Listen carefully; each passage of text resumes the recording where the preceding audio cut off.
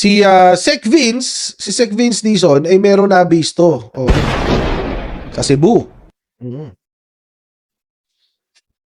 May nabisto sa Cebu itong si Sec Vince. Ano kanya nabisto? Oo. Apparently, he has learned na pinagkakitaan daw ng malala yung flood control projects ng Cebu.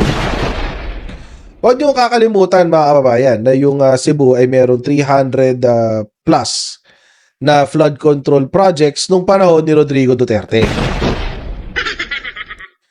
At meron pang isa. Apparently, noong 2017, ito nag-viral to eh. Nag-viral tong picture na to guys. Ito.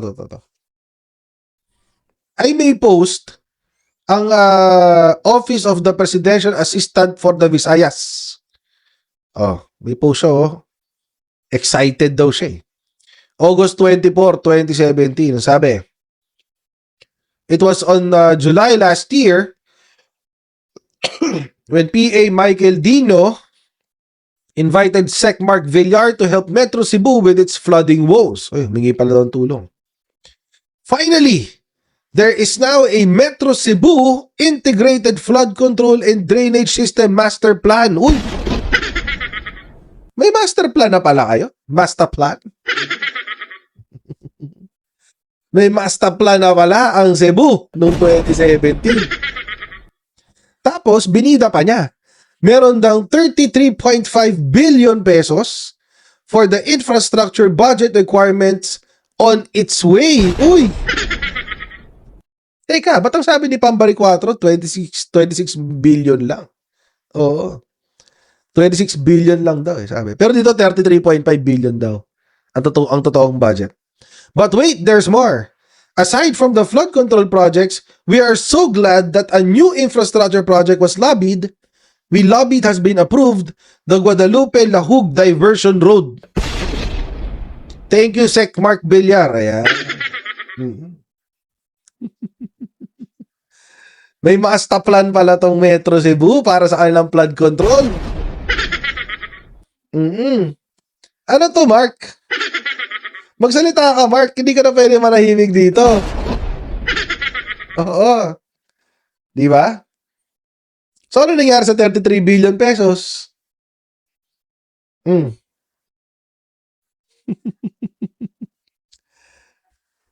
Binita nila eh. 2017, ito yung 2025 ngayon. Ayan. Di ba? Binita nila eh. Si Mark, tahimik lang. Tahimik lang magnakaw. Kurakot pa. Dahil si Mark ay isang bilyar. Nakakadiri ito si Mark Bilyar. And ito na mga kababayan. So, apparently, there is a flood control master plan for Cebu. At take note, na budgetan na raw ito ng 33.5 billion pesos. Okay. Oo. At ang sagot dito, nung recently, nag-imbestiga dito si Sec Dizon sa Cebu. Apparently, sabi niya, pinagkakitaan lang daw ang mga proyekto ng Cebu City sa kanilang flood control master plan. Panoorin niyo guys. Good morning, Sec. Good morning, Sec. Good morning, Alvin. Good morning, Gusto mo ba sa Department of Health? Sabi ko Secretary Vince Dizon ng Department of Health. Namas up natin, Ginoo. Mario Joseph, hindi magtatanong lang kami tungkol sa Cebu. Paano ano bang basa nyo ba dito? Di ba? Daan po yung namatay. May ahid po. Meron bang katotohanan yung sinasabi ni Governor Baricuatro na substandard ang mga flood control projects kaya nauwi tayo sa ganito? Unang-una po, iniimbestigahan na po natin kasama ng ICI ang mga proyektong ginawa dyan simula pa noong 2016 hanggang 2024, 2025. So, papabayaan ko na muna ang ICI at yung team natin na nag-iimbestiga. Pero ang masasabi ko lang, Alvin at Doris, klaro na hindi naging epektibo kung ano man ang ginawa nilang flood control project na sa Cebu itong nakaraang 10 taon. Klaro yun. No? Exactly. Kaya ang pagkukulang ng mga ginawang mga proyekto, Opo. tingin ko dahil na rin yun sa maling pagpaplano at maling pag-execute at pag-implement ng mga proyektong ginawa nitong nakaraang 10 taon may gitna, dekada na yan. Opo. So hindi So wait, akala ko may master plan. Yun yung binibida eh. May Metro Cebu Integrated Flood Control and Drainage System Master Plan. Ano nangyari? 2017 pa to.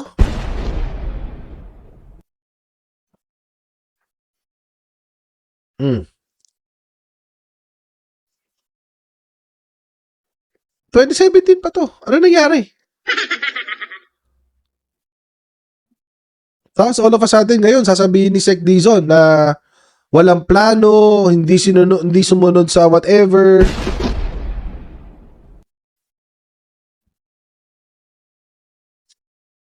May master plan eh.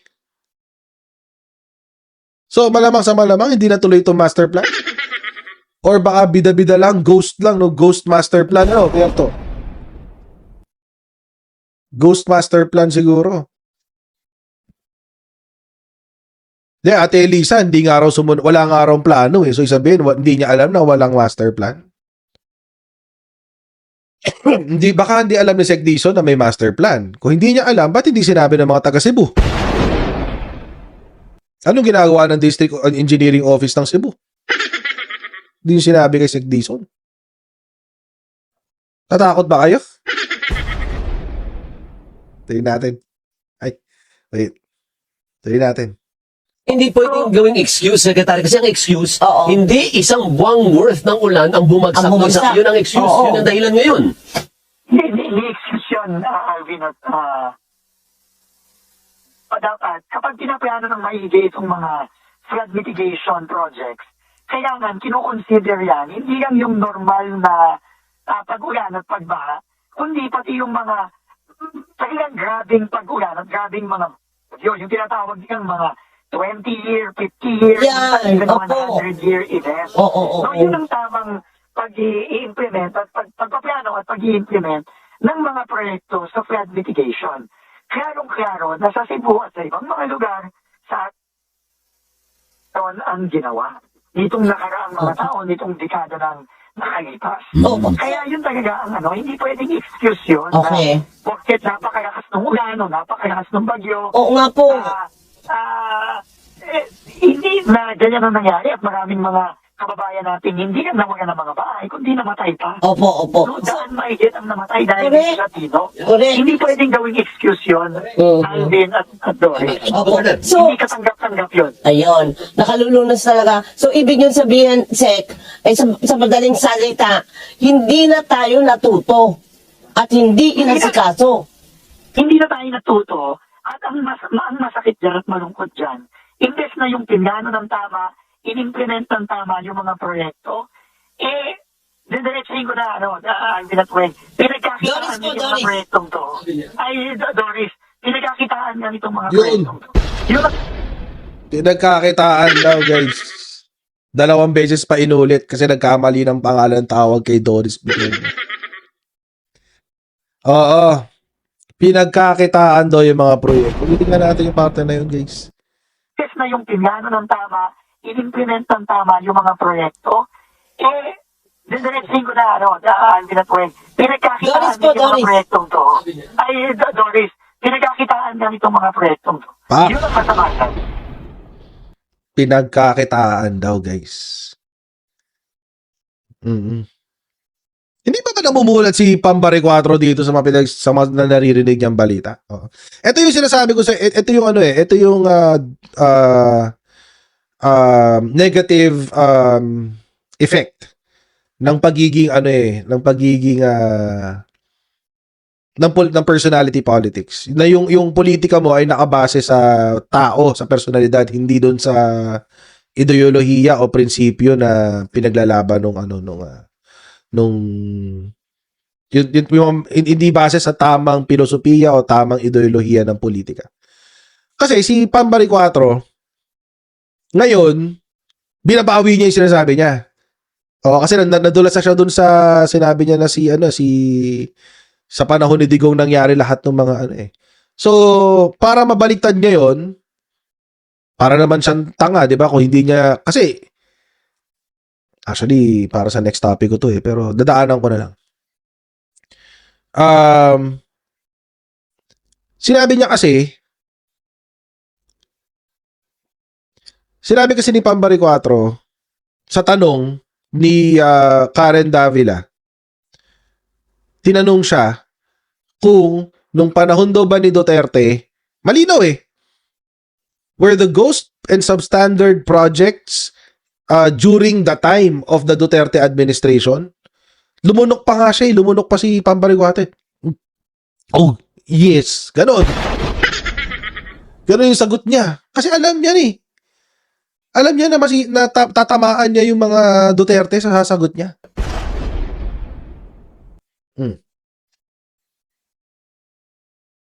Tapos ngayon, I suppose so.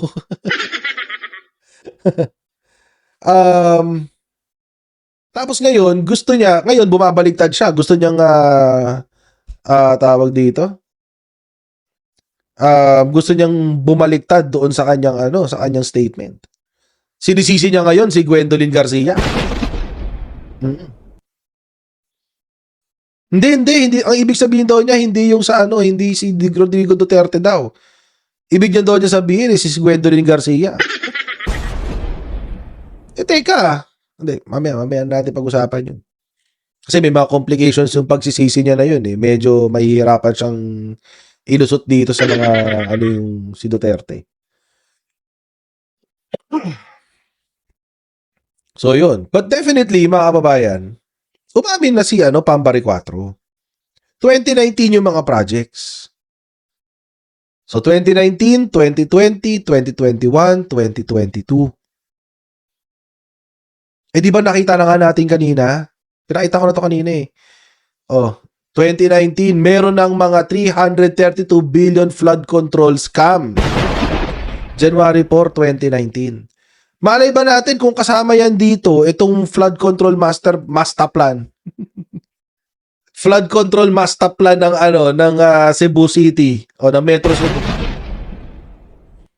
Malay ba natin kung kasama na yan dyan? Di ba?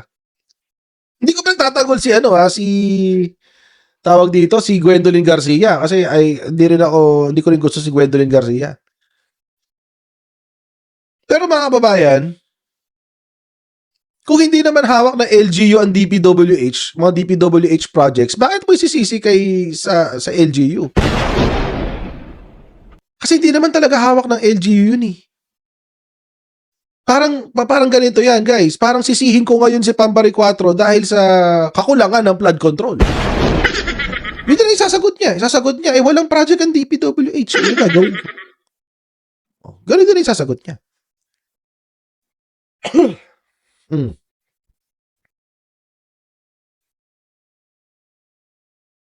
So, I guess it is really a rude awakening for Pambari 4.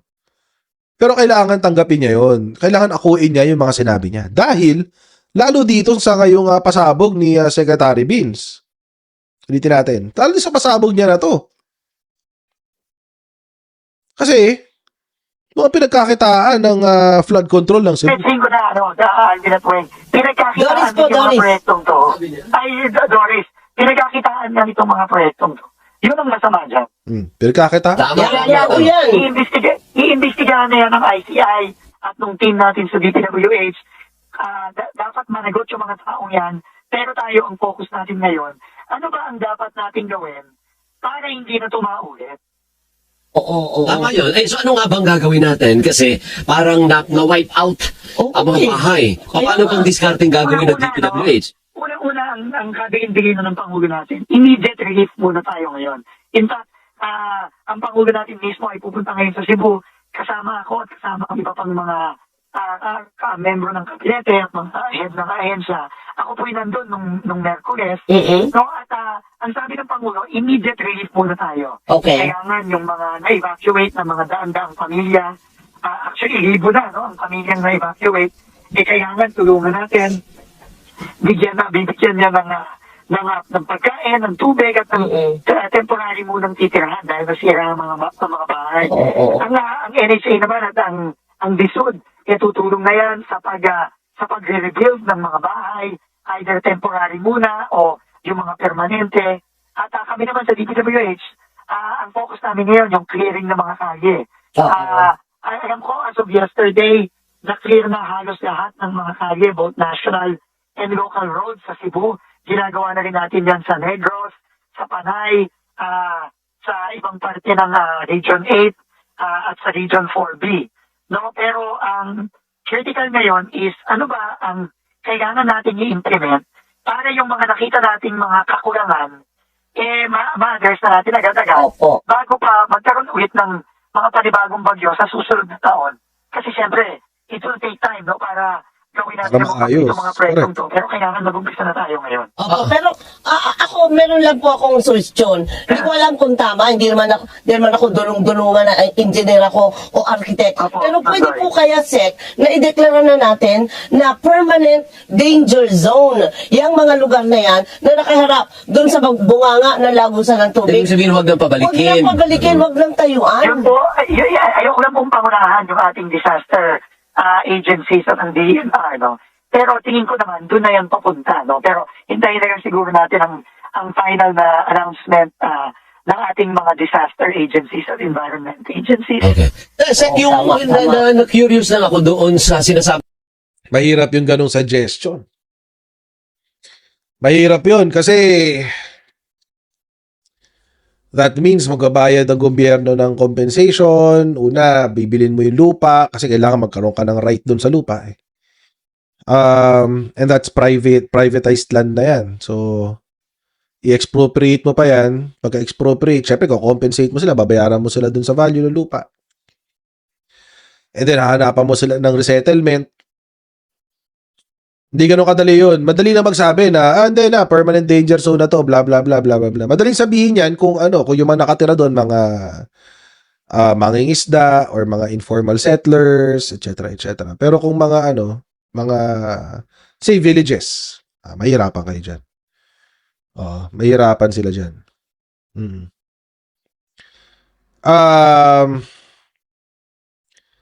Mahirap yun eh.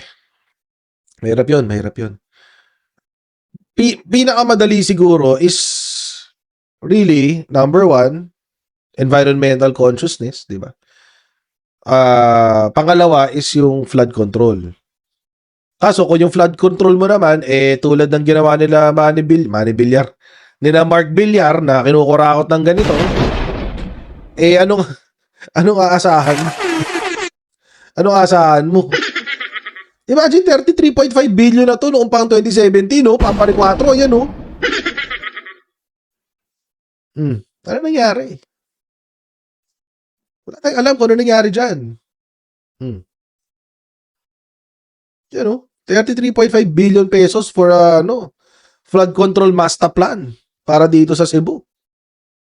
Tapos, alam nangyari. Saan nakapunta yung 33.5 billion pesos?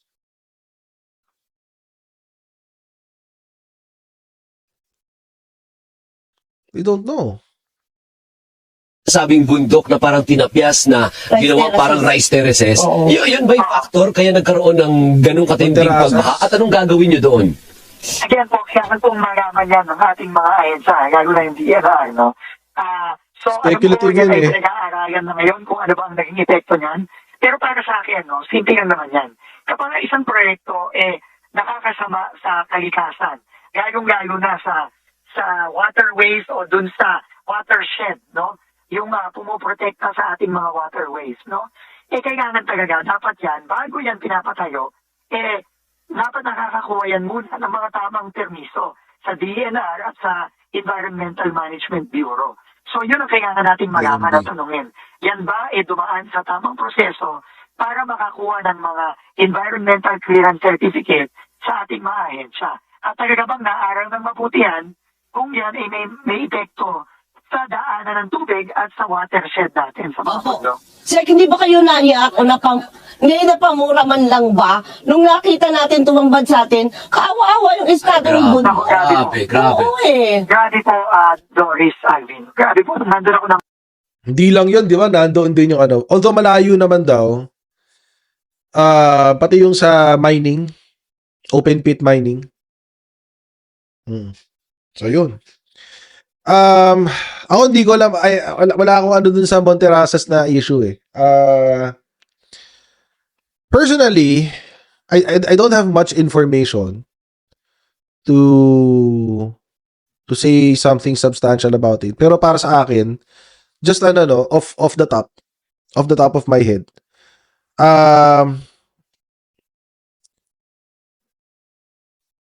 Parang hindi deserve ni Slater Young yung I mean, hindi ako kampi kay Slater Young, pero parang it's too early na sisihin siya doon sa mga nangyari sa Cebu.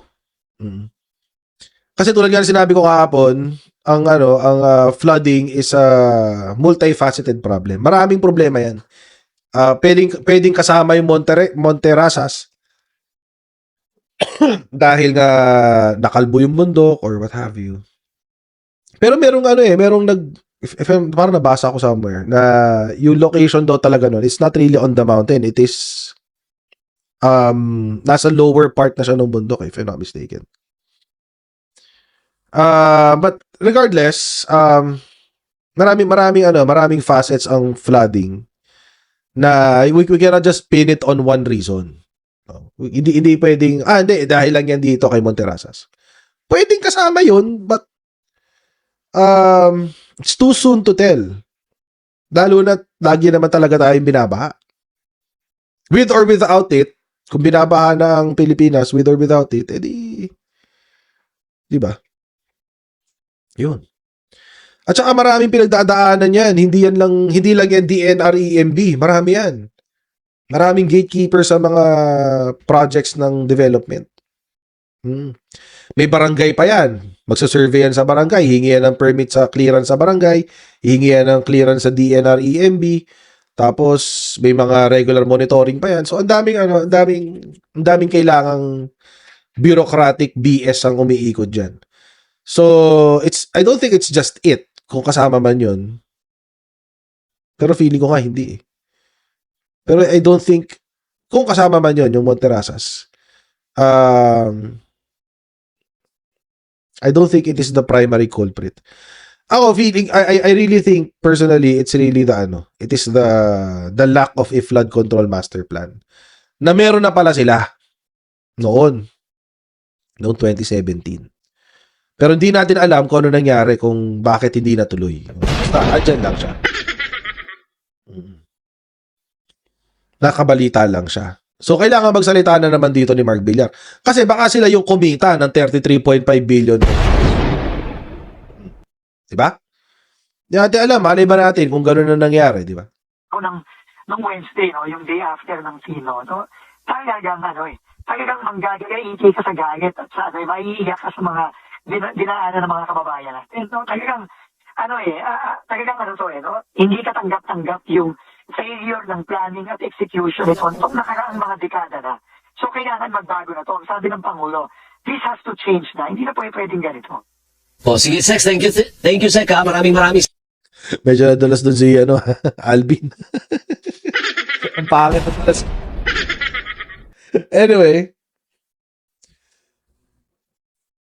Anyway, so yun mga kababayan. Nakakabwisit, no?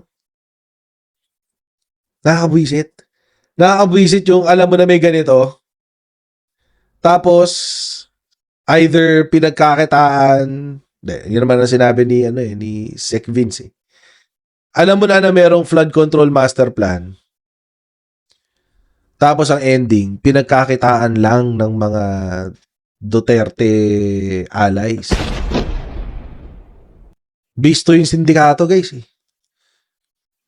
So, ngayon, mga kababayan, mas lalong tumitibay yung aking paniniwala. Ako lang naman, may personal belief. Tumitibay yung aking personal na paniniwala na ang Duterte administration ay isang higanting sindikato lang. Parang Chinese Communist Party, mga kababayan. Oo. They're just one big syndicate pretending to be a government.